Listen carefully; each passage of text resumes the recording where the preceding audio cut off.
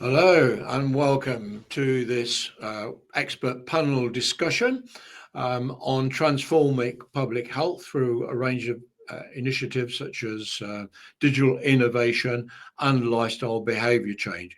I'm going to bring all of the participants into the studio now, just so that you can see what they all look like.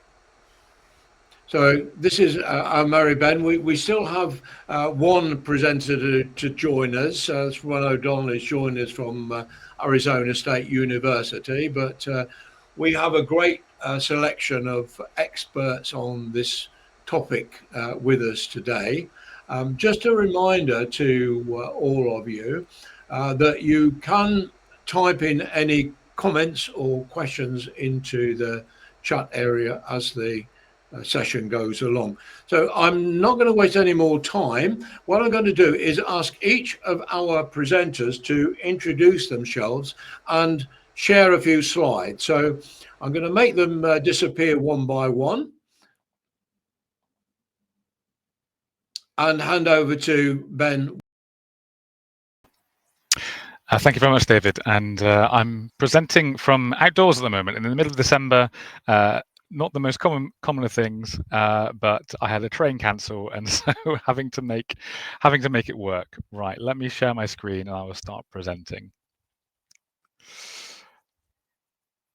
There we go. So I'm Ben Wilkins. I'm the co-founder and CEO of Good Boost. I'm going to talk a bit about what we do as Good Boost, what have our learnings been around embedding health and well-being in community settings, and some suggestions for what the future could look like.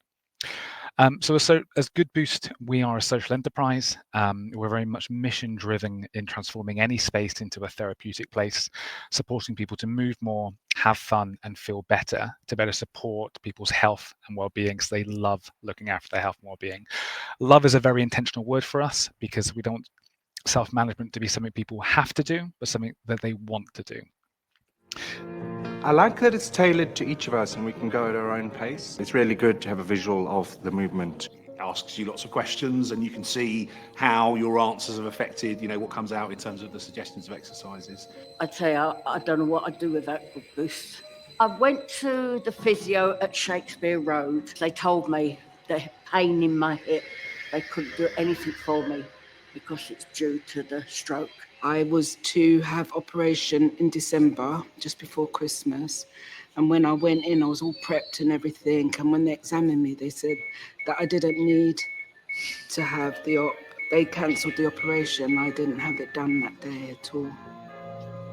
I think leisure centres are perfect for this service because they're right in the heart of our community. People have access to them, everyone knows where they are. Having a service like Good Boost that we can put into the community is a significant step towards reducing some of these health inequalities. It's stopped making me feel isolated. That was a big win for a start, the normalisation of my condition. And then more importantly, be on top of the condition before it's on top of me. So that gives you an overview of what Good Boost looks like, whether it's delivered at home, in swimming pools and leisure centres and community spaces.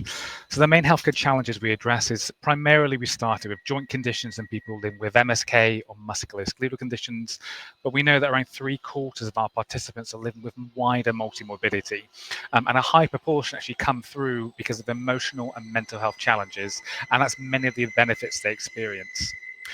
And very much we're aligning with the recent NHS Darcy report that we are technology that focuses on prevention and condition self-management in a community delivered system rather than focusing primary and secondary care. This is what Good Boost looks like, whether we're on land, in gyms and libraries and faith spaces or in swimming pools. It's individually tailored programs for a specific need selected by AI. These programs adapt and respond to people, like having a one-to-one therapist with the option of either individual use or, more importantly, group session delivery.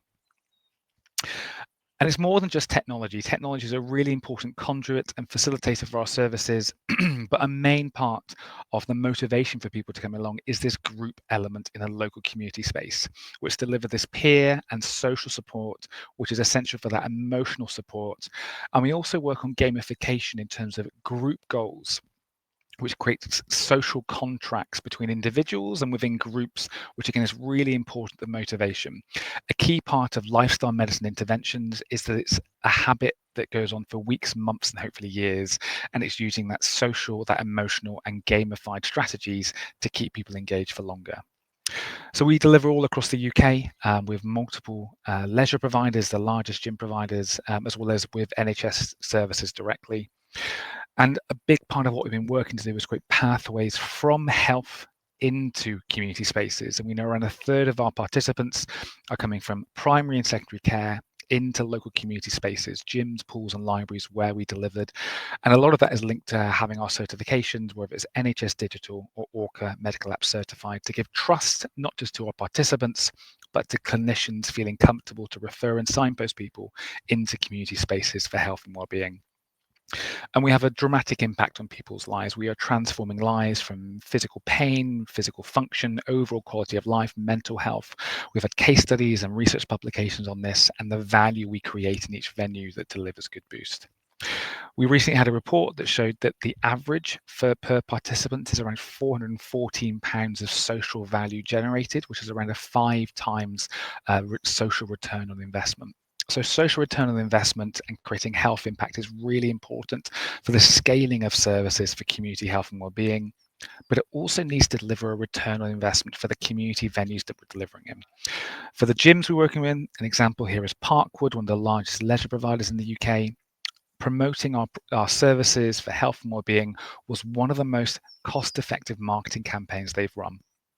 Less than £1 spent per new customer acquired through the front door, which is around 180 times more effective than the average cost of customer acquisition in the leisure sector. So as a service, we create new customers and members that return on investment for gyms and pools.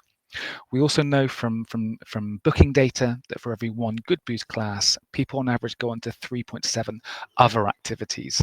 Adult learn to swim, yoga, Pilates, and others, which create stickier monthly members. Again, a return on investment for the community venues delivering this. For community venues to effectively deliver health and wellbeing, there needs to be this social return on investment combined with a return on investment for the venues. For this approach, we've been recognised in multiple reports, we've won multiple awards, and in summary, we're creating broad health and wellbeing services, which isn't just MSK, but multimorbidity. By default, creating pathways from health into community and leisure that's highly clinically effective and cost effective, and we activate a high number of complex and inactive populations. We are overcoming inequalities by default with a high proportion of low income and ethnically diverse populations, to utilize existing community spaces, create return on investment and social return on investment. And just briefly, what are the barriers? Some of it's around policy and protocol. What needs to happen so the NHS can effectively signpost into community? What are the kite marks needed to create trust, both for clinicians referring in, but also for patients to have trust, and also for impact investors to scale innovations like this, particularly if they're social enterprises. There are a lot of VCs out there, but very few social impact investors. And just to finish, how do we change lifestyle behaviors? We need to make it fun, interactive. We need to have social drivers, be people to want to do it, to love to do it, rather than being told to do it by a clinician. And what's the future? I believe the future is technology being delivered in community venues for a much broader range of interventions and conditions so that people can access services in their community, delivered and facilitated by human beings, but where technology bridges the gaps of skills, knowledge, and clinical expertise. Thank you very much.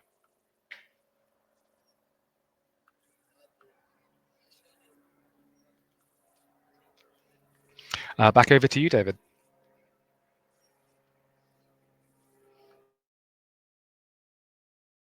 I realise it's a difficult environment that you're presenting in, but your slide presentation, I think, said it all. So I'm just going to remove you from the studio temporarily, and I'm going to bring in now Lucia Panese and ask her to do her presentation. So hi, Lucia, I'm going to disappear and get you to share your screen and bring you into the studio. Thank you very much, David. Let me just share my screen briefly. Okay. Okay, so hello from my side as well. My name is Lucia Pannese. I'm the CEO of a company based in Milano, in Italy, called Imaginary. So actually, our work around this topic is characterized by 20 years experience in EU-funded research. We have a multidisciplinary team, and what we have been doing is actually combining enabling technologies with game psychology and mechanics, so that we are able to influence motivation, understanding, and behavioral change. Most of our work has been targeted towards telerehabilitation. So what we have now as our core business is a system called Rehability, and that's a game-based telerehabilitation system, which is very peculiar and specific because it was not only produced, of course, together with rehab teams in different European countries, but it was co-designed together with patients between 60 and 95. So the logics was to pick those part of that part of the population of patients, which is the most difficult to address with digital technology. So actually, this is a little bit how it looks like. A patient is moving with free body movements in front of games. These games are actually functional tasks, mixing motor and cognitive stimulation and exercise. And particularly this older part of the patient's population is very well inclined to use it even autonomously from home, because they see the point in doing exercise. They understand what they're supposed to do. They understand their progress through very simple things like scores and little feedbacks that are graphical, sound, and things like that. And actually, what the benefit is not only that they can train from home, but also that by doing so, by interacting with these games, they forget pain and fatigue. So actually their quality of life is really, really improving. So we work, as I said, in the rehabilitation space, specifically in neurorehabilitation, but we're then enlarging the scope of what we're doing through new research. Typically, it's about chronic conditions like people after a stroke or MS or Parkinson's disease and so on. And we tackle mainly physical health, so motor exercises combined, as I said, with cognitive stimulations. Clearly, the same system can very well serve for lifestyle behaviors and improvement of life, things like active aging, I would say. Actually, the barriers are quite strong.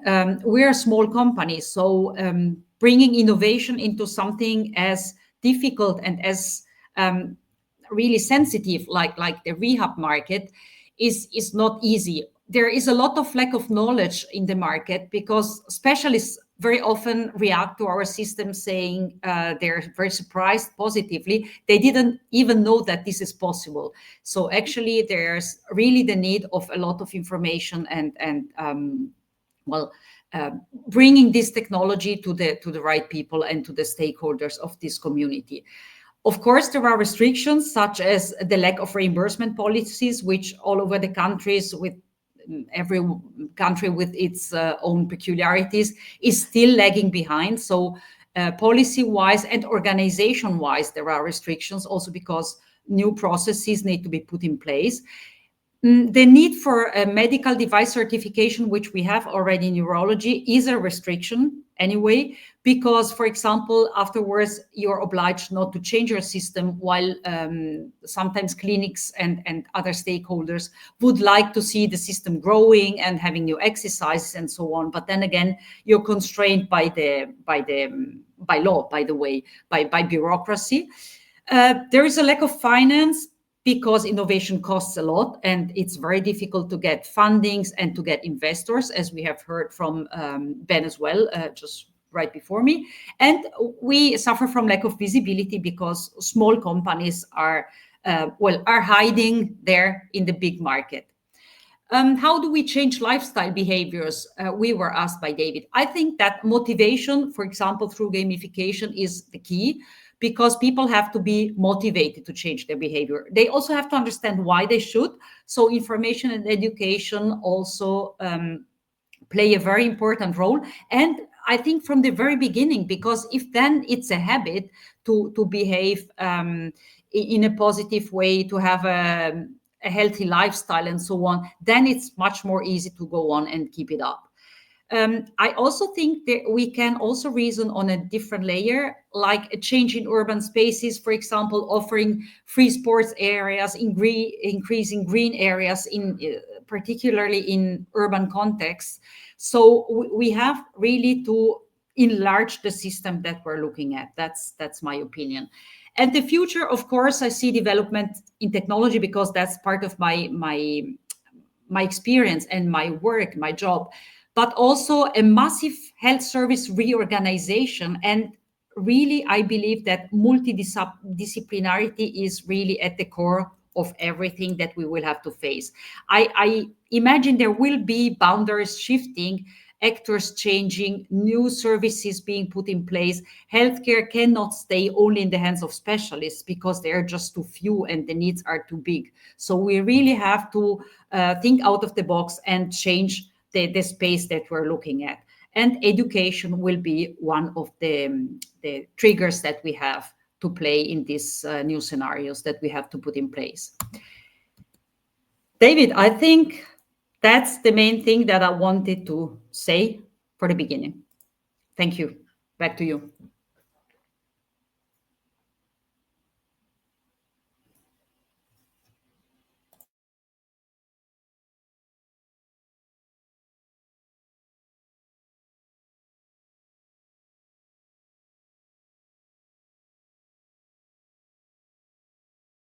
I'm now going to bring in Neil King and ask Neil. I'm going to load his presentation up in a second. You're muted, Neil, so you need to just unmute yourself. Okay. So if you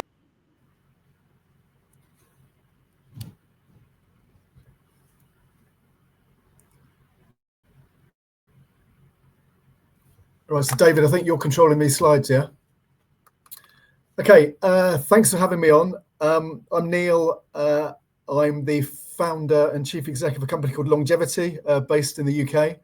And out of our longevity company, we've also just recently opened a nutrition business as well. I've got over 30 years experience in the UK and European fitness industry. In my past, I've been managing director and CEO of some fairly big fitness businesses. And about 2 years ago, I basically decided to leave the corporate world to set up my own business.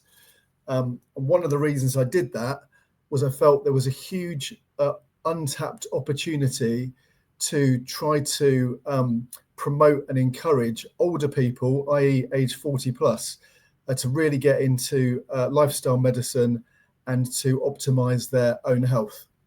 As I mentioned earlier, we've got a longevity studio and a nutrition club open in Milton Keynes. Why have we got both? Well, one of the things we look at in detail in our longevity studio is metabolic health. And it soon became very clear that we couldn't influence people's metabolic health to the degree we wanted to without also having a nutrition and fundamentally a fat loss solution linked to our longevity proposition. We work in partnership with a company called eGym. They're based out in Germany. And it is a completely joined up tech ecosphere aimed at providing lifestyle solutions in a highly personalized and evidence-based way. So everything that we do is evidence-based. Everything we do is results orientated, and tech fundamentally and gamification sits right at the heart of our proposition. We use gamification strategies daily. The equipment, if you've ever seen eGym equipment, encourages people. Well, it's described as 21st century Pac-Man by some of our customers. So it encourages people to exercise in a certain way at a certain speed, which controls the quality of the exercises that they're doing. All of the activity that they do is collected and recorded in an app. They're all given activity points and activity levels. And on a frequent basis, we use tech again to record and measure individual members' bio ages so that we can track progress and we can be personalised in the prescription that we're prescribing. So both ventures are community-based. We frequently have situations where people join one of our two solutions with very specific either nutritional or weight loss or health optimization goals, but those goals soon go out the window, or they don't go out the window, they soon get replaced by the fact that what they enjoy most is about being part of a like-minded community, coming to a space in which they feel comfortable and in which they fit into, and the whole concept of social bonding. So what healthcare challenges do we address? Well, fundamentally, our youngest member's 38 and our oldest is 87, and many of our customers have been sedentary for many years, and they're now looking to optimize their health. And they may be looking, 9 times out of 10, they're looking to optimize their health because an event has happened, and that event might have happened to them, or that event might have happened to somebody close to them. But they've got a genuine cause to do something about their own health. And in many cases, that all starts with lifestyle medicine. We measure metabolic health, we measure muscular strength, we measure mobility, flexibility, cardio fitness, and we support all of that with some higher tech solutions around DNA, epigenetics, gut health, cellular health. And we use the results of all those assessments to prescribe highly personalized lifestyle medicine solutions. The type of challenges that we address, well, largely they're symptoms of aging. So we do a lot of stuff with back and joint pain, blood pressure, diabetes, pre and post-operative, metabolic health, obesity is obviously massive, cancer recovery, and of course benefits of physical activity aren't just physical, they're also mental as well. And as a result of people participating in our programs, we do a lot with anxiety and mental health. So what barriers do we overcome? Well, any business obviously has barriers at a macro level, but I still think that most of the barriers that we face are all to do with human nature. Even with a range of very different health conditions, frequently people don't take their own medicine. They come to us with a very clear outcome in terms of what they'd like to achieve. But as with people in their late teens and early 20s, adhering to a program continues to be difficult for them. So we generally think that human nature is a barrier. There's reticence for people to invest in their own health. Certainly in the UK, average price points of memberships to gyms are frequently lower than £20. And that's created an expectation that that's all I'm going to invest financially in my health. So we need to change the whole story and journey around personal health investment to get people being prepared to invest what they need to do so in their own health to see the types of improvements that they want. And we also see there's a lack of accountability for people's own health. And there's still very much this the view that someone else will fix me when I break, i.e. looking to the NHS for some sort of a solution. Education's a barrier as well. People in general, and GPs included, simply don't prioritise lifestyle medicine, and in many cases they don't understand the benefits. And at a macro economy level, and Lucia sort of referenced some of these earlier, there continue to be challenges in investment. There's really no joined up thinking. And personally, I think that to make any serious improvements and gains in community health and the health of the nation, we need to depoliticize it, and we need to take it out of the political cycles that we currently have, certainly in the UK. So how do we change lifestyle behaviours then? Well, I think it needs to start with human nature. We need to get people to take accountability for their own health. We use a phrase in our business where we want to adopt proactive, personalised healthcare programmes, and we think there needs to be a proactive, personalised healthcare agenda in the UK. It needs to include things like regular screening and lifestyle prescription. Social media can definitely play a role with awareness and education, and gamification, and we see it in our longevity studio already, adds fun, and it does add exercise adherence to the proposition. How do we change lifestyle behaviours? Well, it does need to include education. That education needs to include things like nutrition, sleep, stress, physical activity, and really importantly, social inclusion. And it will also, with time, and we're seeing this with weight loss injections at the moment, and they need to be embraced, and we need to understand how we can work with them, not against them. And it will include medical advancements over time as well. And all those things will be part of the solution. So how do we see the future? Well, my fear, this is not how I see it, but my fear is that it will be the same as it's been for the last 30 years with limited improvement. Because whilst people are showing real interest particularly in some of the data that they're getting from wearable technology today, is it just interest, or are they actually going to use that data to do something specific about their own health? And are they going to do things to improve whatever outcome that they're after? Wearable technology definitely represents a huge opportunity.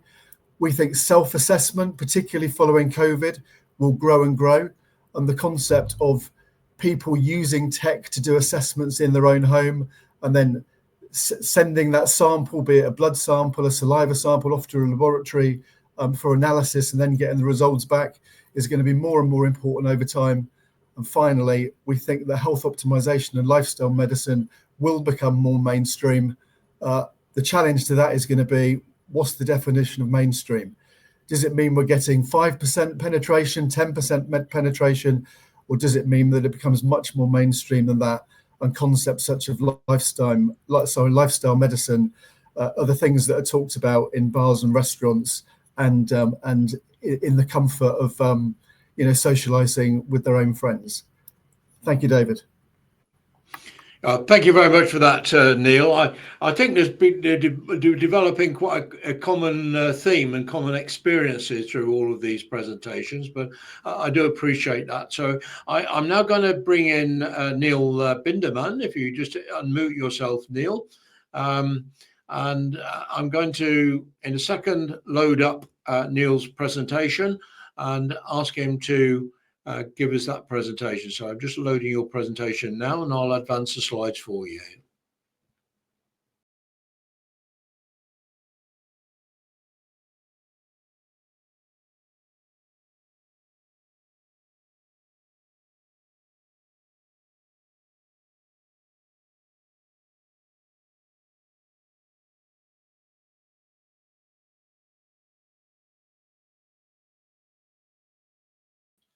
Sorry, Neil, you are still muted. For some reason, we can't hear you. So I think the problem has come back again. So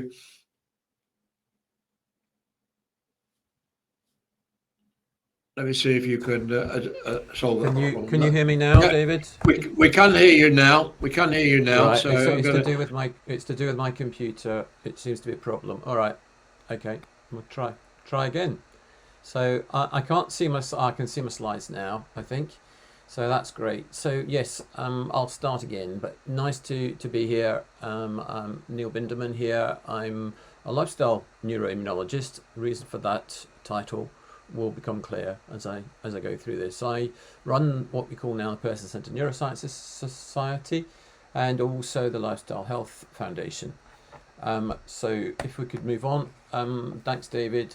So yeah, I started initially it was called the Primary Care Neurology Society in almost 20 years ago, to provide a resource to support and educate a lot of primary care GPs, etc., around neurology. And then that was in 2004, 2006, we got the organisation going called the Community Therapist Network. I'd been approached by Professor Pam Enderby about that, and I will mention her work and the work we've been doing with Pam in a minute. And then in 2015, things started to change for me.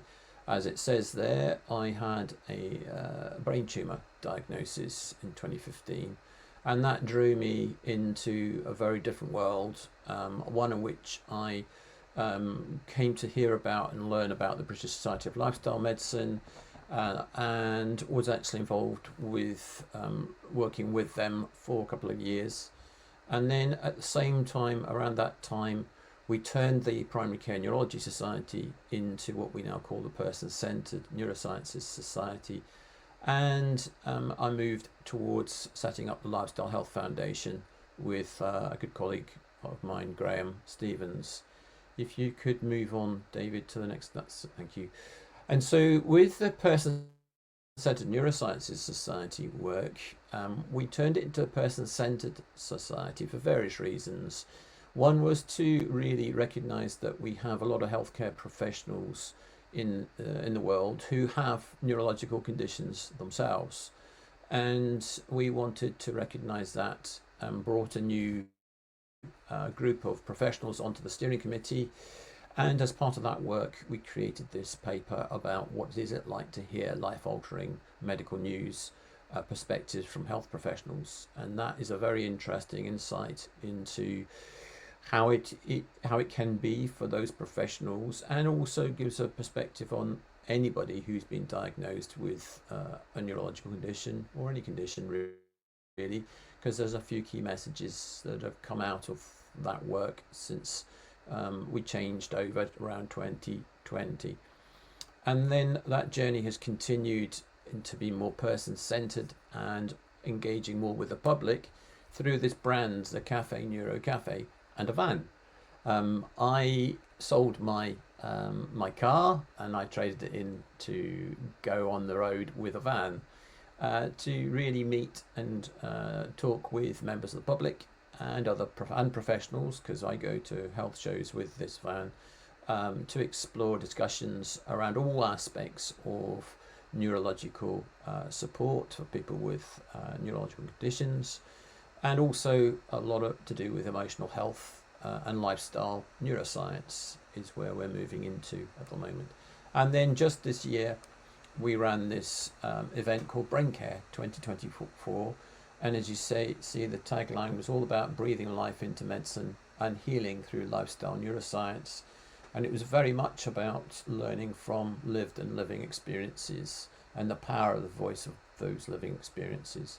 Around the same time as doing this work, in 2006 is when I came into contact with Professor Pam Enderby, who has been involved with something called the therapy outcome measures for many, many years. Well, she's the pioneer of that and the creator of the TOMs. She's an amazing lady who's done some wonderful work in outcome measurement. And through that time, as you can see, the therapy outcome measures manual has gone through different editions up until the most recent one, which will be coming out next year into early 2025. And for those who don't know about the therapy outcome measures, I'll just spend a couple of minutes just explaining. This is an outcome measure that was developed, as I say, probably over 40 years ago, and has started to take a lot of people, grab people's interest when outcome measurement and need to measure value and impact became high up on the agenda within the trusts and government as well, and they were exploring ways in which they could measure the impact and value of a service. The beauty about the therapy outcome measures as a tool is its holistic nature. It looks at 4 key domains of the person, and it's very person-centered as well. So from that perspective, we feel it's a great tool. It looks at the impairment, so you have, in terms of the diagnosis, that it might be, so for example, stroke. So it looks at the impairment of that person, and it also then looks at the activity and how that person's activity has changed perhaps as a result, then the participation in life, and it also assesses and measures well-being. It's those are 4 separate domains, and those domains are all measured independently, and it gives you a fantastic perspective on what is going on. And we've been involved since 2006 in training up quite a number of people. That's through the Community Therapist Network. And for those who want to learn more about that, that is on communitytherapy.org.uk. The training is all done pretty much online these days using Zoom or Teams. And we did just have an event this year called Tom's Connect, which is actually where I met David for the first time. A great event whereby we were looking at the refreshing of Tom's, all the things that have been going on to reflect many aspects of changes in both society and across rehabilitation as well, because the scale itself is great for providing quantitative as well as qualitative data, and it's used across rehab sectors. Pam is a speech and language therapist by background, but she's Professor Emeritus at Sheffield and was Professor of Community Rehab there. So next year is going to be quite an exciting year with all the scales. So there is a core scale that we use, and then there are many adapted scales to help with the reliability of the data collected with that scale. So David, if you could just move to the next slides for me. And just to finish on a couple of digital innovations that we have been involved with. There appears to be, I think, a bit missing from that slide, unless it's got stuck somewhere else. But we have developed a tool called Smart Tracker. And as you see, it says enabling your emotions to be heard. This is a tool that is all about emotional health and the significance of a person's emotional health when it comes to both mental and physical illness.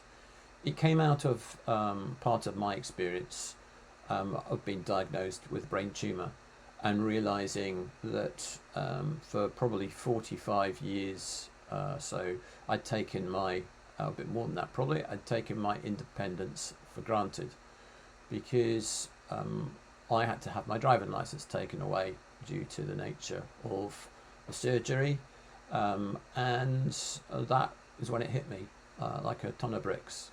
That if somebody said to me, how did your current level of independence make you feel?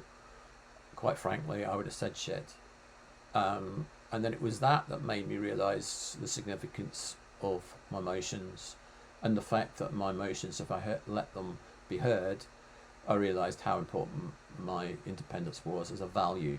So I think it's recognising that, and I've gone on to do more work around the neuroscience of emotions, and explored that in various avenues, and that's a really interesting area.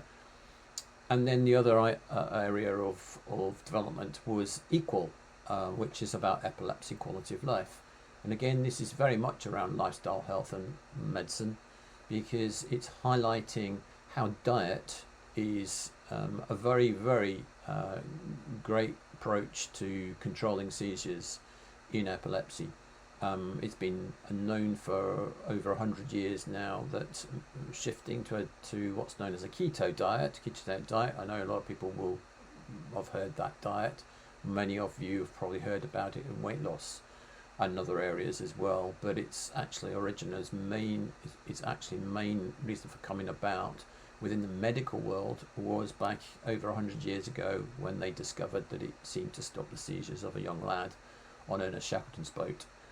And since that time, it's gone on, and the research has been fabulous to explore the role of diet in epilepsy and seizure control. And now, as we know, it's an area of very great interest in other areas too. So, including, or broadly across neurology, I'm very interested in looking at it in areas such as Parkinson's, but obviously we know now that it's got a relevance within the world of cancer, due to the significance of glucose as a fuel for cancer cells. So it's been a very interesting journey, and it'll be very interesting to see how things go forward into the future. In terms of influencing people's behaviours in lifestyle, what the work that we've been doing is highlighting is very much the need to explore, one, their emotional health, but also to take a very person-centered approach to understand many mechanisms that maybe have taken place within them that is the drivers of some of their behaviours. So David, thank you for that opportunity to go through a few points, and I look forward to hearing everybody else. Okay, thank you very much for Neil. I'm going to bring in the other presenters onto the stage now. Ben, I think is probably on his mobile, so he may not be visible, but I think he can hear us. Oh, there you are, Ben. Yes. Okay. Thank you. Thanks for joining us again. Well, we've heard some very interesting presentations there with a lot of different aspects to it. And one of the things that occurred to me, and this morning I was doing an interview with the British Society of Lifestyle Medicine, or their lived experience group, and it was noticeable that the people who were sharing their lived experiences had gone into lifestyle medicine because they had a medical problem of some kind.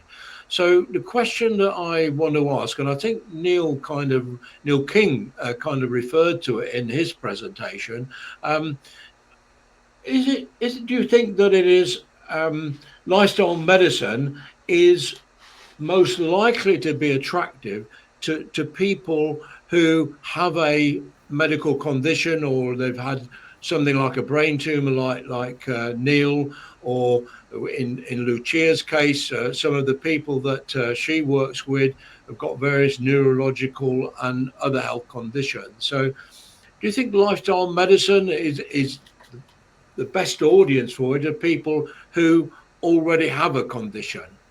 I'm going to start with you, Lucia. You're muted at the moment. So have you found? Yeah, I know that your rehability is your core product, and you mainly deal with people who've got pre-existing conditions. So do you think it's generally true that people will be more likely to comply with lifestyle medicine if they've got some kind of medical condition? Well, I think that makes a lot of sense, because I think it's the most spontaneous reaction. In other words, you have an intrinsic motivation. If you have a condition, then you realize you're not, or you have constraints and you have something to do. If you want to stay autonomous, or if you want to try and have the life you had before, and so on. I think that our task is really to broaden up that audience, because the point is doing or behaving in a healthy way before the condition. So I think there we have to support many more people. Probably with age, the interest is raising, because I see a lot of active aging programs, and that's interesting for older, whatever older means, but say when people are not too young. But for young people, I think that's really the challenge that we have to face, and it's there where we have to act. Yeah, you made a good point there, and I think that's one of the things going on to Neil King. Neil, I was attracted to your longevity gym in Milton Keynes because of the word longevity and the fact that I'm in that age bracket. But can you say a few words about one of the reasons why you focused on this audience, and whether you find it's generally true that people go to your gym because they're trying to fix a problem? Yeah, I think it's interesting. I think the subject area of health optimization is equally appropriate to you if you're in your 20s as it is whether you're in your 30s, 40s, 50s, and so on. The reason that we opened the longevity studio in Milton Keynes was largely because we felt that the 40+ market or 40+ demographic is largely uncatered for by the fitness industry.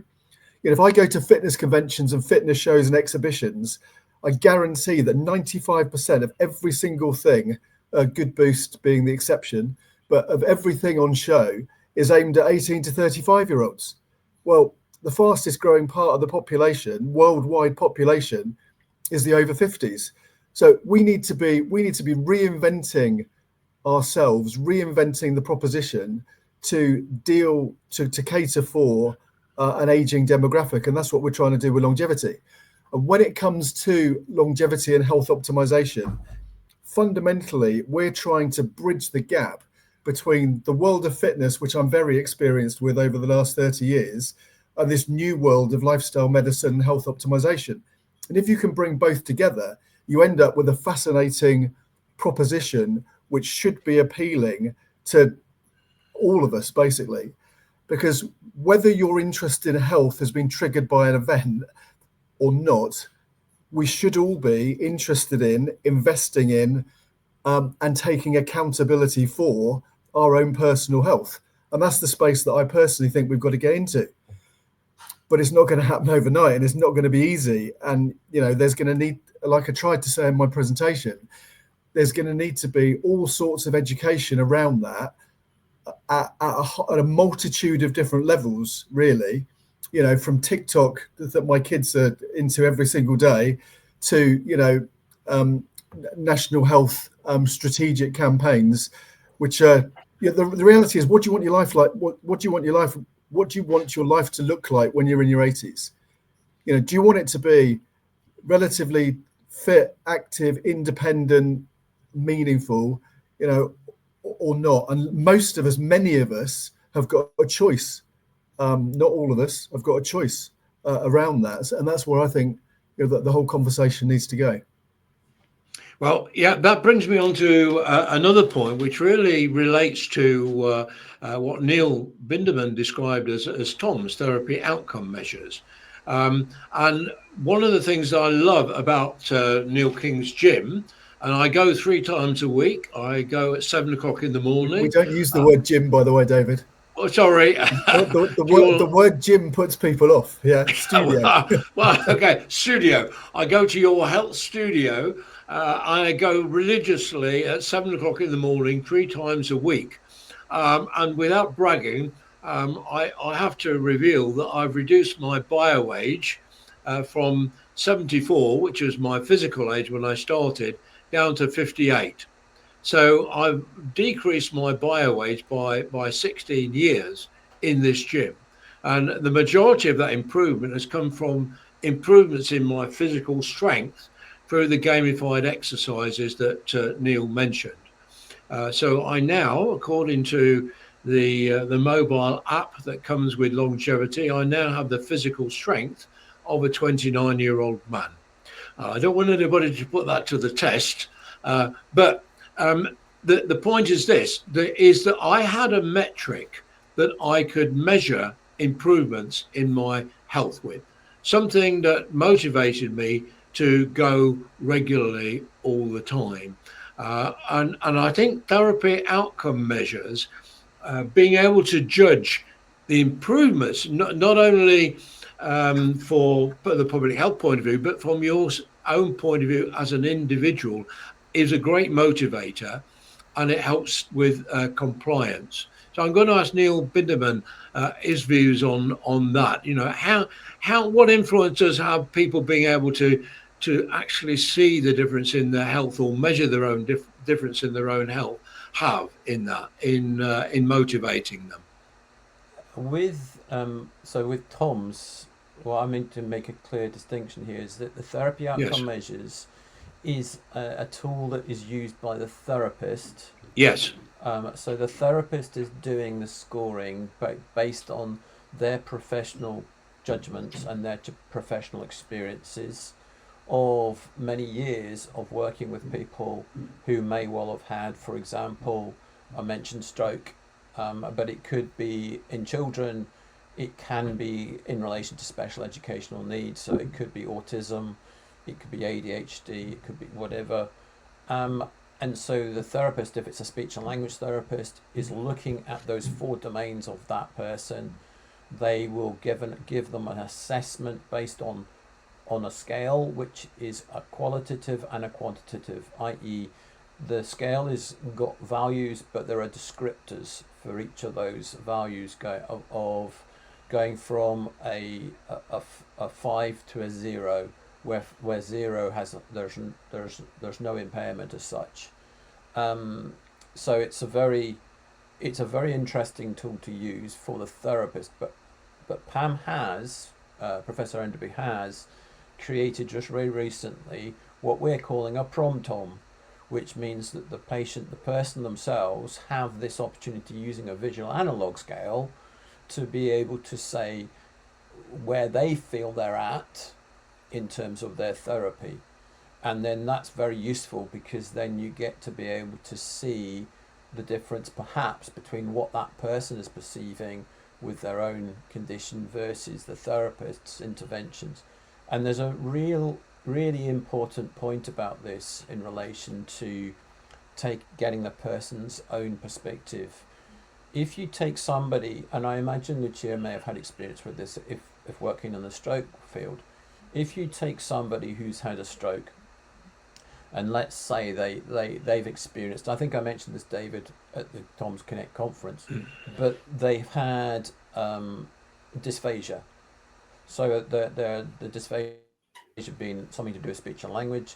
And if they've never had this before, obviously, because they've just had a stroke, they may feel that the impairment of the dysphagia is really significant. It's a real impact on them, because obviously they're going from a position of no dysphagia, no impairment, to suddenly having this experience. However, the therapist, who has seen hundreds, if not thousands, of people who may well have had dysphagia, has got other people to compare that with, and can then assess that person and see that actually what that person has experienced with dysphagia is actually relatively minor in terms of impairment. And therefore there's an opportunity, very carefully done with that person, to be able to explain, in fact, there's an awful lot of reason to be hopeful for the fact that their dysphagia can actually be improved significantly, and they won't have a major problem going forward. So you've got this ability to look at both. And the other aspect then is that communication that can go on between the professional and the patient. So or the person with the impairment, because you've got a tool that enables you to talk through some aspects of the rehab package that you can provide them with, and it's also closely linked and carefully linked into things like goal setting. So if you've got goals there that you want to establish, then obviously you can look at goals and you can look at the outcomes, and so you can look at both of these areas. So it's not a case of having, because you've got another scale, it's called the goal attainment scale, or GAS, which is used a lot. So you can have that, and then you can have TOMS as well, two scores. You can use both of those scales and you get different information, and you've got different reasons. Yeah, I think really that at the heart of this is some way of being able to have an objective kind of assessment of whether you're improving or deteriorating, so you can see where you are. Because if you can't measure something, it's very difficult to change it. Can I just add in, David, something about that? Because there's something really important about the fact that if a deterioration, for example, you said, so if you've got somebody with, for example, MS or Parkinson's, and they are, or somebody or even somebody who's in palliative care, if the job of the therapist is to try and maintain their quality of life for as long as possible, then the point is that you may slow the deterioration down of what may be going on, but you're still, a lot of therapists are in this mindset that they're expecting to see progression in a particular condition. And that, therefore, if you keep that person stable for the longer period of time, that is a very good outcome, because you're expecting it to go down, whereas if you keep it steady, you've got a good outcome. So it's important that you have that message. Yeah, absolutely. Ben, if you're still there, Ben, have you got any thoughts on how the people that you deal with in your MSK work, how they how they feel about measuring their condition. So there's no doubt that measurement's a really important motivator for a lot of people. For others, measurement can be an outcome that can dissuade them too. A lot of what we've looked in co-design and co-production is about just feeling better. And that might not be a number such as a grip strength or a physical functional change, but just feeling better. Now, there are tools such as EQ5D, ONS4, looking at more broader well-being and a more broader assessment on that feeling better around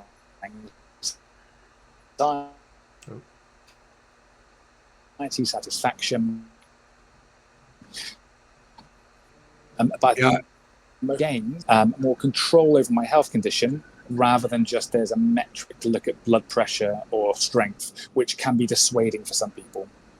Yeah, I think feeling a sense of control, that's a very important element in gamification. It's one of the reasons why human beings love games, because it is in our fundamental human being nature to want to be able to have some sort of control over our lives or our outcomes. Lucia, we're coming towards the end of the presentation. Can I just ask you for your comments on this? Well, yes, of course. I mean, we're games designers, so playing a game makes you be the main character in the experience. So it's all about experiences. It's all about having control over the outcomes. So it's all about an involvement of the person or for the person with all the feelings they can have. It's multisensory, maybe I could say. Yes, I agree. Okay.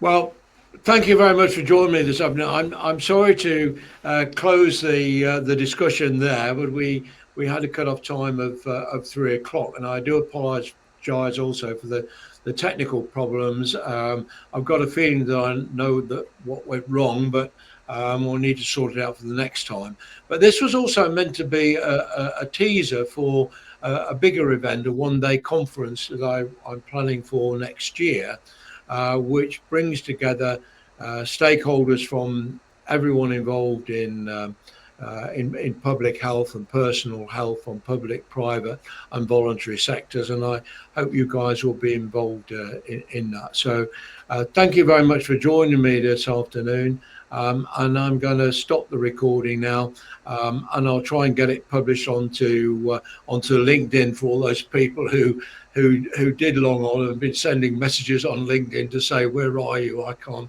access it. Hopefully recording will help to satisfy them. So thanks very much, guys, and the best of luck with all your work. You're doing some really great stuff. Thank you. Thank you. Thank you. Bye. Thanks a lot. Bye. Bye-bye.